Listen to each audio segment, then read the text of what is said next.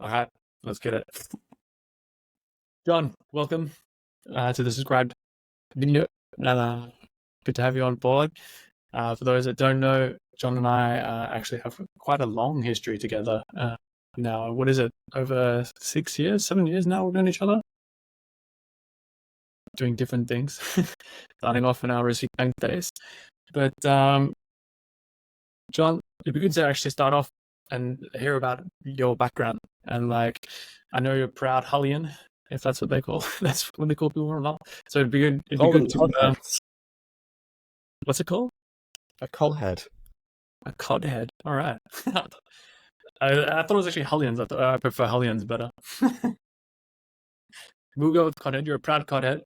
So yeah, tell me about your history back growing up in Hull, and then how that got you to your first business, which I know was pretty exciting, and I used when I was 16. So I'm excited to hear about that. Yeah. Well, thank you for having me on the Subscribe podcast. So yeah, I'm from Hull. If you don't know, that is in Yorkshire in England. So in the northeast of the UK. And Hull's an interesting place. It's the end of the train line, so nobody goes through. It's not a place you go to. It's not like Leeds where you're passing through on the way somewhere else. So you get a unique type of person that either lives in Hull or goes to Hull. And what that meant for me growing up is that you never really saw many outsiders. It was very much Hull people and only Hull people. So beautiful place, though. I love it. I enjoy going back home. I now live in Slovenia, so I moved out to the mountains, to the Alps with my wife and family. But it is always nice to go back home. Growing up, when I was younger, my father had a shipping company doing satellite communication systems for ships. So I was always surrounded by entrepreneurs, people who were building things and making things. And certainly as my father as an electrical engineer by trade, I was always fiddling with things and breaking things and seeing how things work. The tinkering spirit. That really... The tinkering spirit. Yeah. So I remember 8 years old, building my own radios. I was, every time there was, from my father's work, if there was a broken TV, I'd ask him to bring it home so I could rip it apart and figure out how TVs worked. So I was always playing with things. And then in around 1995, we got the internet. And that was it. We got the internet at home, and I was 9 years old, and I found you could right-click on a website and view the source code. And then that was it. I was just reading source code for websites all the time. That became my daily reading. And I started making my own websites. And I don't know if you know this actually, Mitch, but the first website I ever made was a Simpsons fan site. First business Simpsons fan website. Very nice. So the first website was just a page full of dancing Homer GIFs, pretty much. So I made, that's what I started doing. And then in '96, I started talking about video games. I loved video games as a kid, like every 10-year-old does. So I started writing about the games I was playing, what I enjoyed, and everything around PlayStation, really.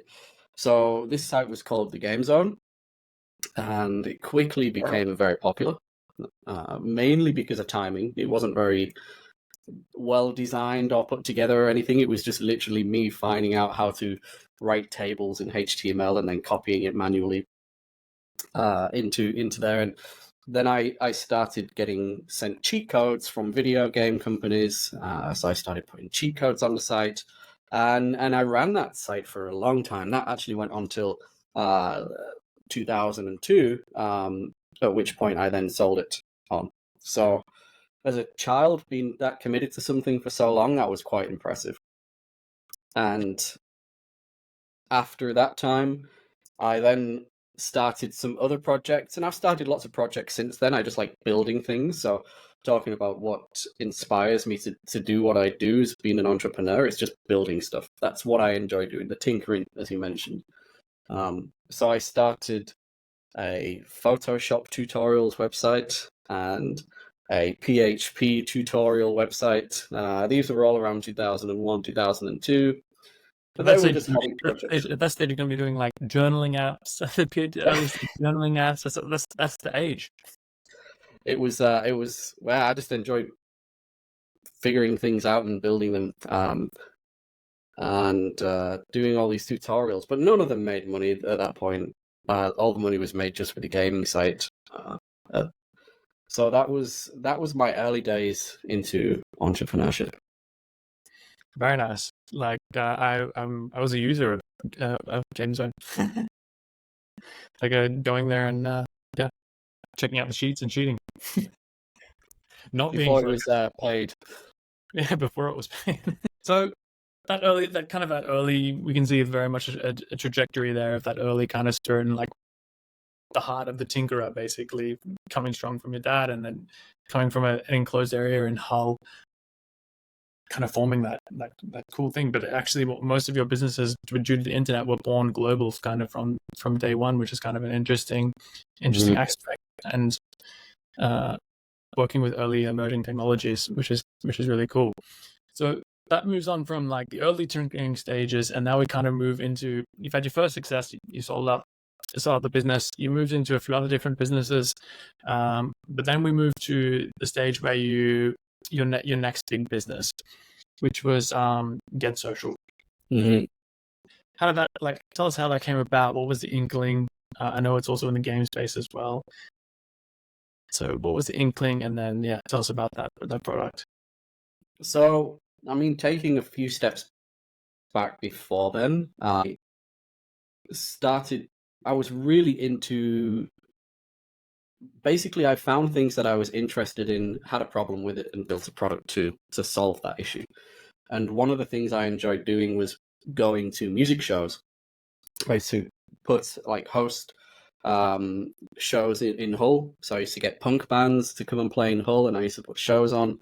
And I just loved the whole process of getting bands to come together and play. So I started another company, actually, that just before GetSocial, that was live streaming music shows. And it failed. It failed phenomenally. But what that taught me, the big lesson from that, was the power of being able to communicate with other people through product. And this was 2004, 2005 when this kicked off, and I ran it for a few years. But the most impactful part of the site that people liked was being able to watch a live show with other people and put up virtual lighters. So that was a big lesson for me then going into GetSocial. So GetSocial started in 2010, originally called Gramble, so it had a different name. But the idea for that was to basically bring gamers together through an SDK. And it originally started as a HTML5 SDK, and then with the rise of mobile phones around 2009, with the new smartphones, we then built it into an SDK for mobile app developers, and then games just became part of that through osmosis, really. And it started initially with the gambling space. So with that one, what we did was basically aim to bring gamers together so they can communicate, challenge each other, and play against each other through these growth and acquisition tools and communication tools that we built through this SDK, which became GetSocial. So GetSocial is essentially like a chatting app that you can plug into your mobile phone app, which is early days app stores and things like this. Right around that time of change again. So also interesting. And essentially allowing them to chat and giving social features to apps, basically. Which is, I mean, that was one of the features. We also had lots of other things like deep linking and smart sharing and things like that. But communication was a big part of the initial kickoff. Yeah. Interesting. Where did you get your first client for that? Did we glitch there? Where did you get your first customer for that? For GetSocial? John, we'll pause there. Let me just change internet. I think my internet is fucking up. Yeah, it stopped for a good minute then. All right. Better. Change it. It should be better now. So we were actually, so we were saying, where did you get your first customer from? Can you hear me? You're almost back. It keeps freezing now. Hear me? Okay, perfect. Cool. Hear me? It does say 45% uploading on the side here. Yeah. So that's delayed uploading of your thing. It'll do it all afterwards. Then exit down. Pretty cool. Yeah. Back to it. So, where did you get your first customer from? Is this for GetSocial? GetSocial. Okay. So the first customer actually came through creating partnerships with early HTML5 game developers, so game studios. So what we did is we focused on those who had HTML5 games for web and wanted to convert them over to mobile, of which there was lots at the time. So there was a lot of JavaScript games, HTML5 games, and Flash games. Yeah, so all the Flash games, which great for us was good because the previous company that I had was all built in Flash. So we had this Flash SDK that when they ported it over, then they could just include all of these growth and acquisition tools at the same time. And yeah, we had one big partner who basically launched it in all their games, which was about 2,000 games.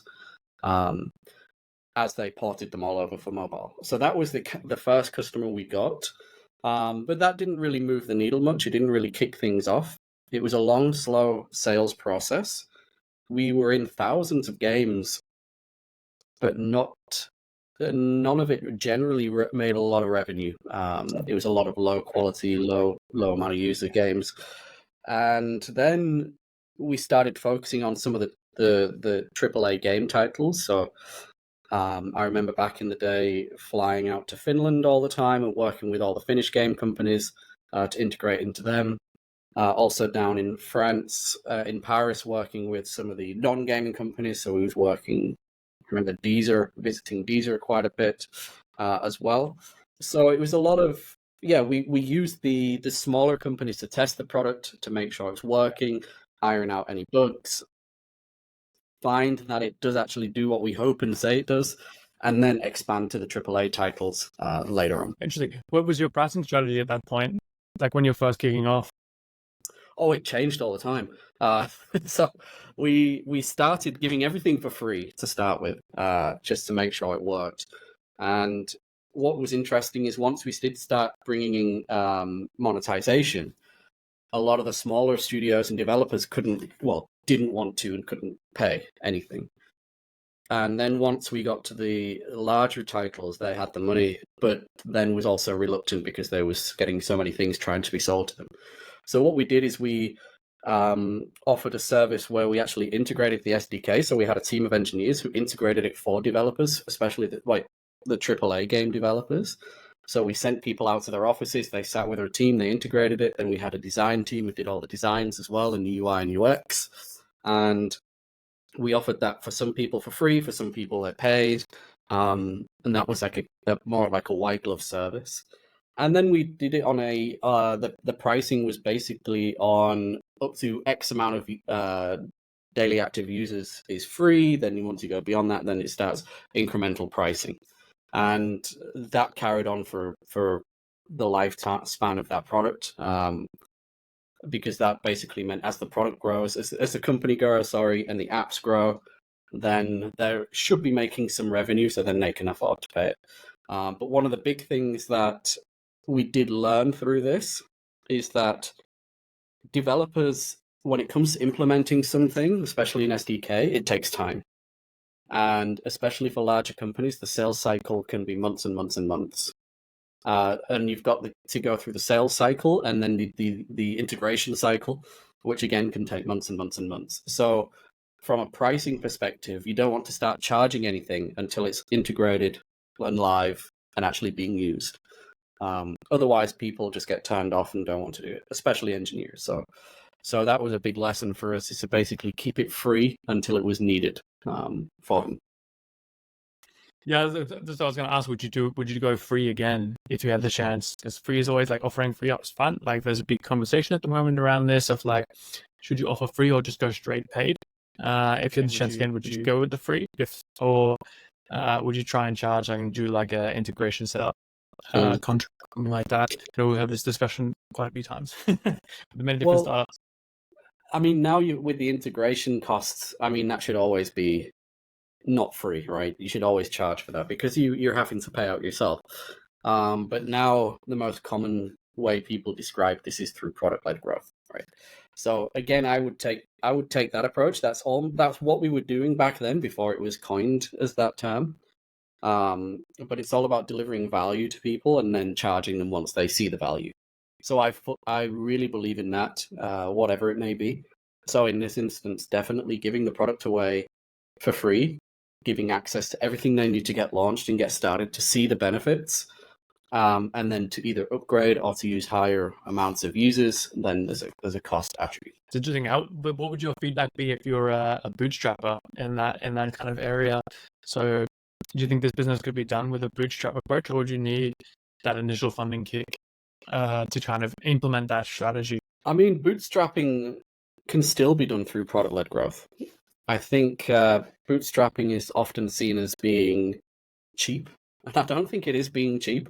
I think it's just being more careful with the money that you have and more aware of where you're investing and where the resources go. And in the case of bootstrapping, you probably wouldn't have such a big team doing integrations. You might just hire freelancers, for example, to come in and do it on a cost-by-cost basis. But it's all about keeping the monthly costs low enough that your revenue can support it. Efficient growth. Yeah, and I mean, even bootstrapping, I'm a firm believer in bootstrapping, but I also feel there's a limit, right? Bootstrapping is all about finding product market fit and getting that demand. And then when it's, oh shit, we can't grow quick enough, then you take investment, and that's when you can go all in and put all your cards on the table. Yeah, I guess it's the calculation of whether you can, if you take the investment, can you 2 to 3x that money very, very quickly within 18 months, evaluate the company, otherwise you're basically diluting yourself. So it's the standard approach. Okay, so GetSocial, you ended up having a business acquired, and then you move on to your next journey. I think we come into this is the part of the story where we come into contact and meet for the first time at Receipt Bank. OneTap as it was. So everything froze then. I didn't hear the question. Okay. Okay. Nice. So I was saying that this, essentially, GetSocial eventually got acquired. I kind of end that story of basically the journey of like early HTML, early technologies that you had with your gaming site in the gaming space, your live music journey, the live streaming of music and digital lighters, which is hilarious. And then kind of merging into this, they all came together with GetSocial, which is taking from both of those fields. Now we're coming to this point in the story where GetSocial has been acquired, looking around, and this is where we actually crossed paths in helping small businesses together at Receipt Bank. And what were you doing there? And what was your big takeaways from that experience? Yeah, so OneTap and Receipt Bank happened naturally and was a good thing for me because I was self-employed for a lot of the time in the UK, and I was not a very good self-employed person. And I'm still not. A caveat to you not being a very good self-employed person is that Receipt Bank is a receipts automation app. You snap your receipts and puts it into your QuickBooks and accounting software like Xero, QuickBooks, etc. It's digital. OneTap does a very similar thing, but for sole traders, and it was a kind of all-in-one box, kind of the Henry of the worlds now, I guess. Yeah. Sorry, John. Yeah, so I was never a good self-employed person. I was never claiming enough back or expensing things. I was just very flaky with it. I've never been good with that kind of thing. So it was a natural transition for me then to join OneTap because I appreciated the problem of automated bookkeeping for self-employed people from being on the wrong end of the scale there.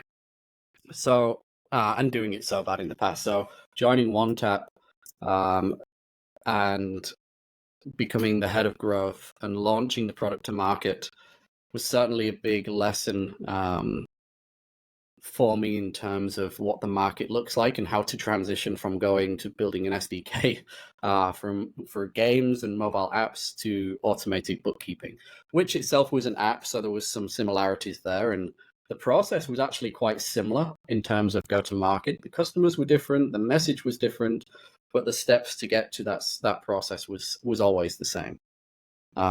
It was always understanding what the customer's main problem is and what their value is. What do they actually want out of it? A lot of people now, it's, you use frameworks like jobs to be done, and then understanding what their wow moment is, and then basically delivering on that moment to the customer as quickly as possible to get them engaged and retain. Interesting. I know there's one story about some users in London. What was the big learning out of that? So when we initially launched the product, we was convinced that Uber drivers were the main market for us, that everybody was going to love it. We spent time in London interviewing taxi drivers and Uber drivers, and they were like, yeah, this product's great, it's amazing. And then we actually went to market with their messaging that they needed, and found it was shit. Nobody liked it. Nobody was using it. And it was obvious when you look back, but at the time, it didn't seem it. The research told us differently. But you're not allowed to use your phones while driving, right? So initially asking then taxi drivers to do this was just a big no-no. So we ran ads on Facebook, just a few €1,000, just to see what happened from an organic standpoint if we pushed it, if we gave it a little bit of a push. And we found organic growth around the entertainment sector. So this was your actors and musicians and comedians and things. And it was all within London as well. So we changed the product in terms of what the messaging looked like and what we was actually fixing, and launched it for entertainers. And then the organic growth started going crazy. And one of the things that I'm most grateful for at OneTap that we did there, that was a big lesson for many people, was actually launching the product, not only with an amazing product strategy and an amazing go-to-market strategy, but also a really good analytical strategy of how to track and manage all the users and what they do. Because nowadays we throw data and analytics into product and start tracking everything, but then we're stuck with analysis paralysis and don't know what's happening or what's going on, and you don't end up doing anything. So we actually had really good breakdown of what the users were doing, building stories around that, and just seeing where the breakpoints were and what was actually happening. So that allowed us to then quickly fix any issues we found before they started growing exponentially and then just destroying the product and everything we'd done. Yeah, as a fly on the wall, that was the most impressive part about watching that GTM. Is like that had the plan, got onto the canvas, got punched in the face, realized that didn't work, and then you could fall back to the corner, and you had the little hype man on the corner that was the analytics, and basically like, no, maybe going straight for the forward punch is not right. Maybe you need to look here or alter here on your positioning before you actually landed those punches, which was one of the most interesting takeaway from that whole launch. Stuff's really cool. Now we move into the more general area where you and I came together. We've been working the past 4 years, or 3 or 4 years together at Speedinvest, which is a venture capital firm. Has about 370 startups that we've been working across together. What was your most interesting kind of takeaway from that, or what are you seeing? We saw so many startups, so many mistakes, so many good things, so many different industries. What are the takeaways in that field from the years of doing that? The big takeaway. Oh God, good question. So the biggest takeaway is about working with companies from a venture capital standpoint for the last few years is that the markets change so quickly that you need to be able to roll with the punches and understand what's happening and not build for yourself, but build for the market. And this is just a common thing with founders, right? Is tend to get excited and fall in love with the product and what they're building, and they forget about the customers and what the customers want. And as the customer changes and the market changes, they insist that the product shouldn't change. And over the last 4 years now, we've been through having a really good market conditions, then to having lockdown, everybody going remote, then opening back up, and then wars have launched at different parts of the world, and markets are, correcting and crashing all over the place. Bitcoin has gone up and down more than a horse knickers. So it's hard to say that the markets are the same and the customers are the same. So being aware of what the customer needs was the biggest lesson, and seeing how many people are not listening to those market trends is surprising. Yeah, I'd agree on that. There's like people getting punched in the face and not realizing they're getting punched in the face, and not altering the strategy when there's limited runway. And sometimes it's just messaging, right? The product might not need to change, but the messaging might need to change. Yeah, that might honestly, the target market as well. Like we had many cases of like the target market, or just altering that message to the market you have, or the target market. So often is like completely missed, which is always an interesting one. Now, what I'm kind of interested in is what's your favorite product from that time? Like pre-COVID, what was your favorite product that you saw before it burned out in COVID? Before it burned out? Yeah, because there was a lot of tears. There was a lot of joy and a lot of tears around COVID time. I remember working 16-hour days. Businesses that had been going really well, and then all of a sudden flaming out. Like there's the Hoppins of the world, which went crazy with like video conferencing, and then there's the other apps which kind of everyone forgets about, which is like travel apps. Yeah, I think when lockdown happened, I was taking myself back to 2007 quite a lot, and I was thinking about what products came out of that crash then, and it was things like Foursquare and Groupon. So it was products that were encouraging people to get out and travel and spend money and see new places, become the mayor of, some cookie stand in the middle of nowhere. So it was, I strongly believed in a lot of that happening again, because those products kind of died off over the last 10 years. So I was expecting more of these products to come out that encourage people to travel and do more. And that never happened. It never happened, really. People became so comfortable working from home and being at home. And I think maybe it was a little bit too much of a traumatic event that people don't want to go traveling around to coffee shops as much as they used to. They want to go into nature and countryside and be left alone.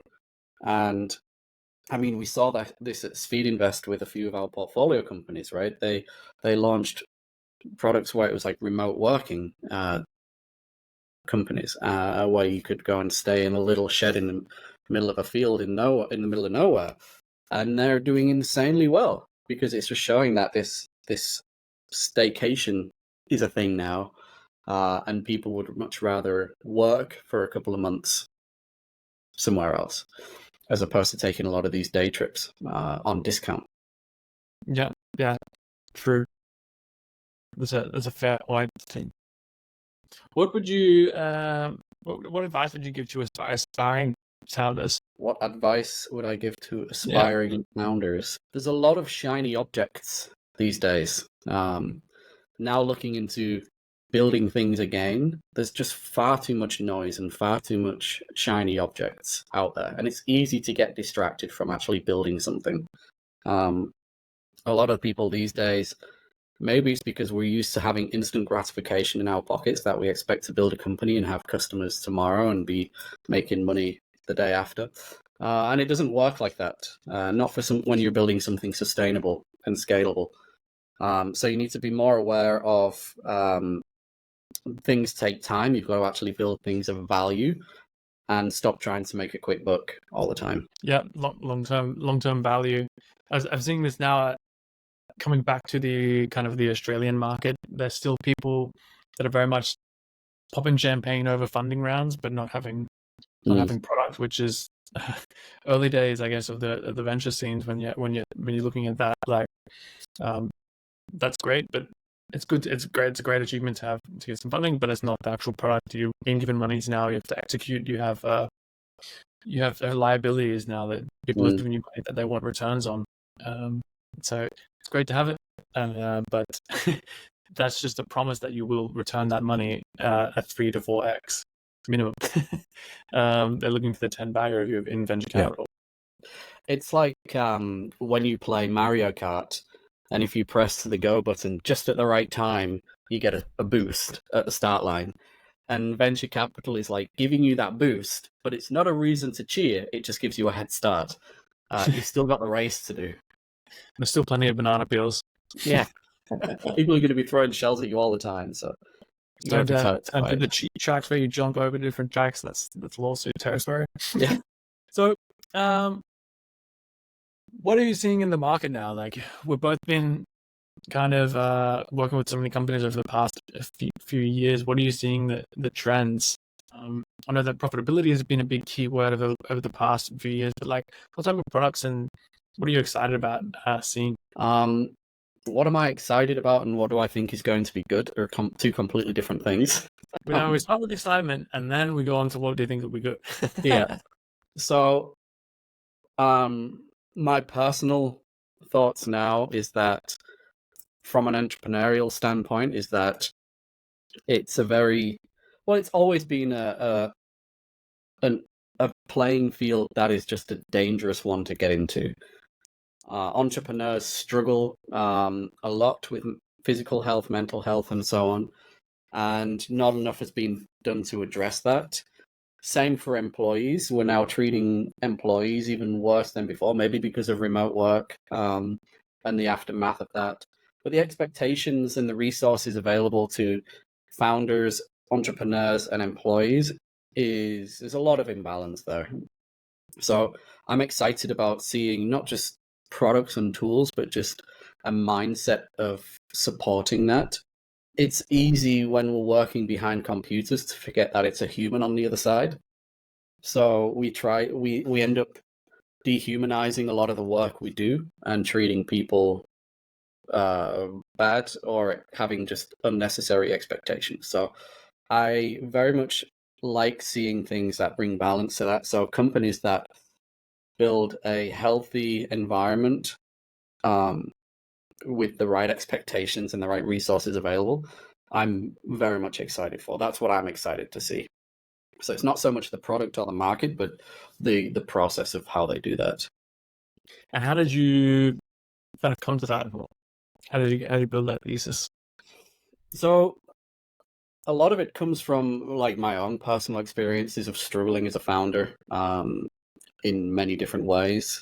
From not seeing my family enough, not seeing my friends enough, to working stupid hours and not looking after my physical health or my mental health, and just eating too much. And so, I mean, there's a lot of imbalance there myself. So I've been aware of that for 15 years.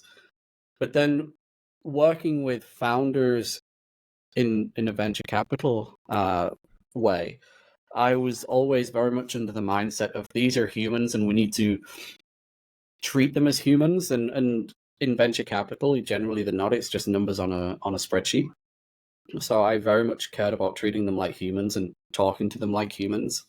And as a result, a lot of entrepreneurs and founders opened up to you as well, right? To the both of us. And we had a lot of troubles, a lot of struggles that founders were having. A lot of founders were opening up to us on a daily basis. So we was hearing a lot of horror stories of what they were going through. And it made me realize that there's just so much imbalance in the founder community, because our expectations of founders is that they're always on. There's no weakness. They deliver. They over deliver, and you can treat them like crap, and they're always going to jump back up and get on with it. And it's not the case. They're human at the end of the day. So seeing that made me really sympathize and empathize with entrepreneurs and want to make it better for them, because if they then have a much healthier life, then they can then help that bring that down onto their employees as well. Yeah, it's about I guess it's about that sustainability, right? It's not just sustainability in profits, but it's sustainability in the actual company itself and the founders. Very much you feel like you're getting the 18 months runway, and then basically like you have to be on all the time, 7 days a week. I'm hearing recently there's founders doing like, I need like 50, 60 hours screen time. Not whether it's productive or not, just need to be screen time coding or something, which is just like a recipe for long-term disaster if you're not. And also like building a sustainable business is not all built on screens, right? There's the team that you have to interact with, there's investors you have to meet with, etc., taking care of your health. I know that we did a study internally with Speedinvest, and like every founder said that they weren't exercising to the level that they wanted to. So that's one part of mental health, is like having exercising and spending time with family, and having time for yourself. So I think one pillar is completely gone, and so detecting the three pillars, which is kind of an interesting point. And then so that feels like you're in the trend. What are you kind of doing in this space then, or how are you attacking it? I mean, that's what I care about and I'm passionate about.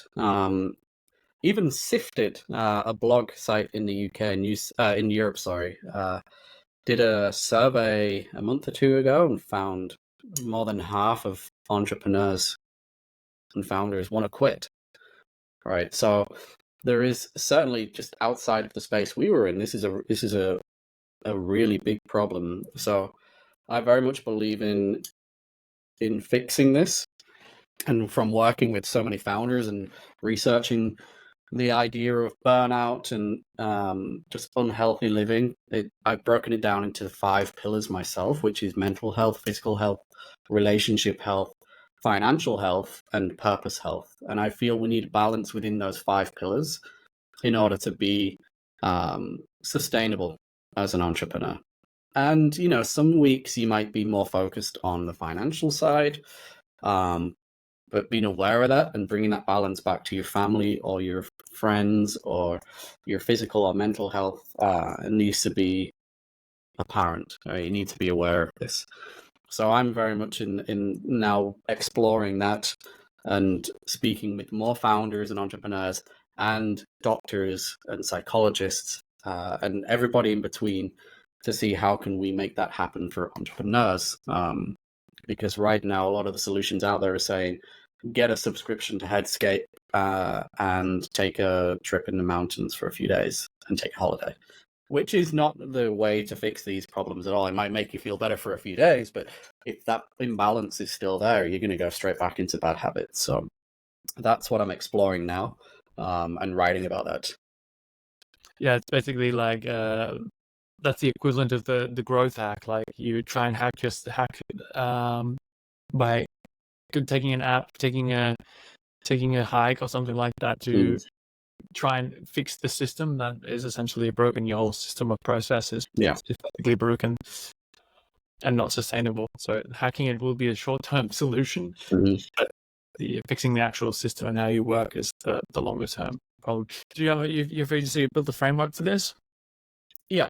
So it's not out there in public. It's just more for my close network of entrepreneurs that I'm working with now. But it's called the Spark Framework. And it's all about just keeping that spark going in your life. The most cheesy name you could possibly think of, but that's what it's called. Yeah. It sounds good. So people can reach out to you and get that framework. That'll be part of your close network. Yeah. Sounds good. Well, Jon, I'd like to round it off and thank you. I'm looking forward to this. Your next act. It's an important area. And I want to thank you for joining us today. Thank you for having me.